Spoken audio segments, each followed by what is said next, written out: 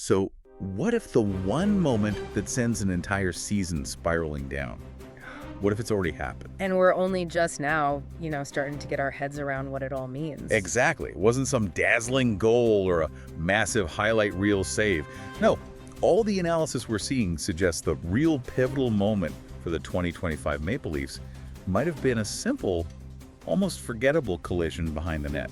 That's the cruel part of this sport, isn't it? We're diving deep today into the lower body injury William Nylander sustained. It's against the Senators, a rivalry game. Right. And the reports, a lot of them coming from insiders like Elliot Friedman at Sportsnet, they all describe it the same way. Nylander gets tangled up behind the Ottawa net. It wasn't malicious, definitely nothing flashy. It was awkward. It was that specific kind of awkward contact that's just enough to, twist something, pull something, strain something vital. And the reaction across the city was just instant, pure anxiety. He left the game, didn't come back for the third period. And that's the feeling we're really trying to capture today. That sense of, oh no, not this. Because everyone knew, deep down, this was the one scare the Leafs just could not afford. Exactly right. So our mission in this deep dive is to unpack all of that. We want to determine the full magnitude of this, not just emotionally, but what it means strategically, tactically. Organizationally. Yeah, organizationally. And you have to remember the context here. The Leafs are not, comfortably cruising into January. They're battling. They're 2 points out of a playoff spot as we speak. They're trapped in that really stressful middle ground where one bad losing streak, just one, could completely collapse their chances before the month is even over. And that puts this injury under the brightest possible spotlight. They're heading into this brutal stretch of games. Devils, Islanders, Panthers. Oh, that's a murderer's row. Right. 3 teams that will absolutely expose any weakness you have. And suddenly, this lower body issue, it just looms over everything. If he misses any time, even just a week or two, the ripple effect is it's enormous. Their margin for error, both for points and just for scoring goals, is basically zero right now. Okay, so let's unpack that. The immediate tactical crisis. Why is this player, right now, so irreplaceable? What's the vacuum he leaves behind? Well, it really comes down to his skill set, which is just fundamentally different from anyone else in that core group. He is, without a doubt, one of the main engines of their offense. It's not just about goals and assists with him. Not at all. It's his ability to just single-handedly create time and space when there's absolutely none. He's the guy. He's the one who can carry the puck through the neutral zone when the forecheck is smothering them and no one else can get it out. Yes. You watch the tape and he pulls defenders completely out of position with like one little shift of his hips, just a change of pace. He forces them to back off, and that opens up lanes for everyone else. And that ability, it's not just valuable, it's the absolute linchpin for Coach Craig Berube's system. We know Berube built this team's rhythm around balance. The idea that the top 6 could just interchange and attack in these relentless waves. You take Nylander out of that system, and the balance is gone. Instantly. You don't just lose his goals, you lose the entire mechanism that makes the other lines work as well as they do. So then who drives the puck?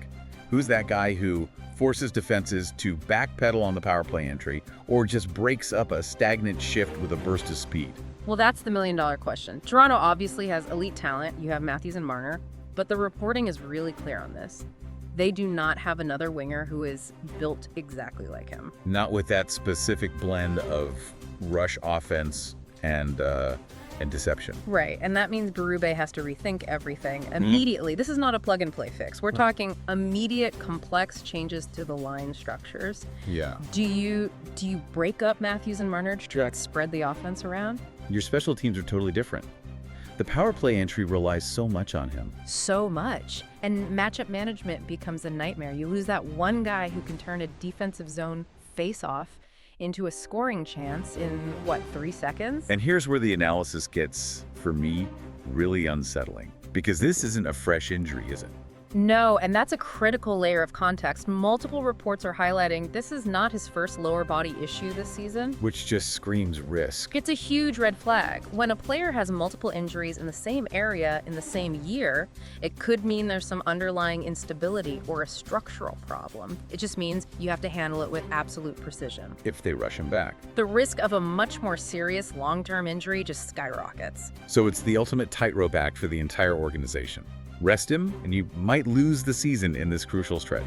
Push him, and you might lose the player for good. Precisely. And that pressure, that tactical void and medical uncertainty, it all just filters up and becomes this massive psychological weight on the rest of the core. Which brings us to section 2, all about that pressure.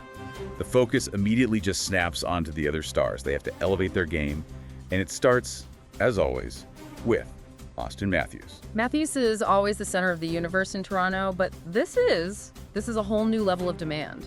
The reports are suggesting that with the power play already kind of sputtering, he might need to elevate his game to, and this is a quote, heights typically reserved for MVP seasons. So it's not just about scoring goals. No, it's about carrying this team, finding ways to generate offense when the other team knows you're the only real threat out there.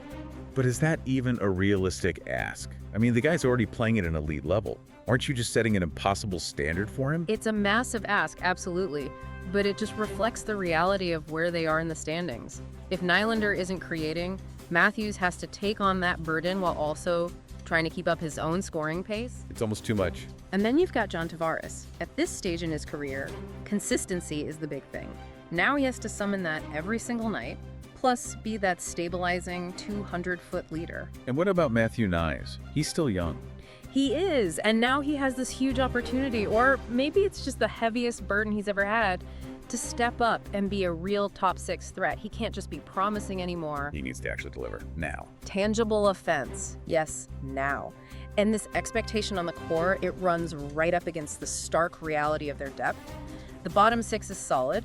They're hardworking, they check, they bring energy. But they're not built to replace elite scoring. Not even close. I saw one analysis that I thought was perfect. It said expecting them to fill Nylander's void is like asking a dependable sedan to suddenly perform like a race car. That's a great way to put it. They can eat up minutes, keep things from getting worse, but they can't manufacture a goal out of nothing when you need it most. Which, naturally, of course, shifts the pressure right to the front office.